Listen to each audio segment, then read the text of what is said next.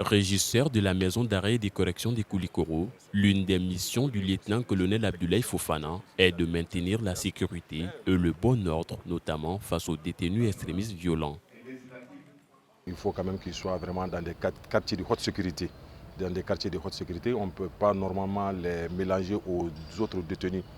Donc il y a lieu effectivement de revoir effectivement tous ces pans-là. Il y a aussi naturellement d'autres formations que les différents personnels chargés effectivement de leur garde, de leur surveillance doivent vraiment en tout cas trouver ou avoir. Pour une meilleure gestion de ces cas, ces acteurs maliens et mauritaniens se réunissent ce mardi à Bamako pour partager leur expérience et les bonnes pratiques en la matière. Vous savez, le surveillant de prison, c'est une corporation qui travaille dans l'ombre. On ne nous voit pas assez, mais nous sommes là. Une prison, c'est comme vraiment une très grande entité où il y a tout genre de personnes et surtout ce genre de détenus qui sont effectivement extrêmement dangereux et puis les déradicaliser, c'est très important aussi.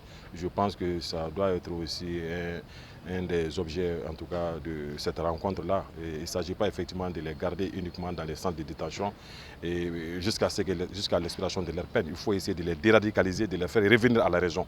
Donc c'est très important. Donc il ne s'agit pas pour nous seulement de fermer les portes et les ouvrir. Il faut essayer effectivement de les travailler psychologiquement, mentalement pour qu'ils puissent sortir vraiment de cette emprise-là.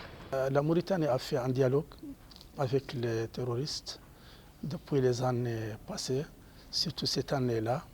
Il y a des prisonniers qui ont demandé, qui ont pris l'initiative de dialogue avec les oulémas et les oulémas ont répondu sur toutes les questions pendues et sur toutes les questions posées à leur part. L'étape suivante, c'est l'explication de toutes les compréhensions qui sont non correctes, qui sont fautifs, les commentaires de hadith, des paroles du prophète sallallahu alayhi wa sallam, et l'essence des explications du Saint-Coran.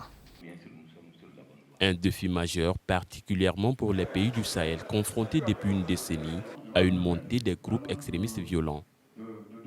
Pour la réadaptation des détenus, plusieurs pistes sont proposées. C'est très important en général d'échanger les meilleures pratiques entre les pays qui ont rencontré les mêmes défis. Dans ce cas-là, l'exemple mauritanien est à travers une politique de la mise en œuvre du rôle des prêcheurs au milieu carcéral. Donc on vise à renforcer ce rôle dans cet aspect-là. Mais comme j'ai dit, la prévention de l'extrémisme violent touche plusieurs domaines aussi. Et on tient à s'assurer qu'il y a un échange des meilleures pratiques entre tous les pays concernés, comme j'ai indiqué, que ce soit dans la région du Sahel, mais aussi au niveau africain.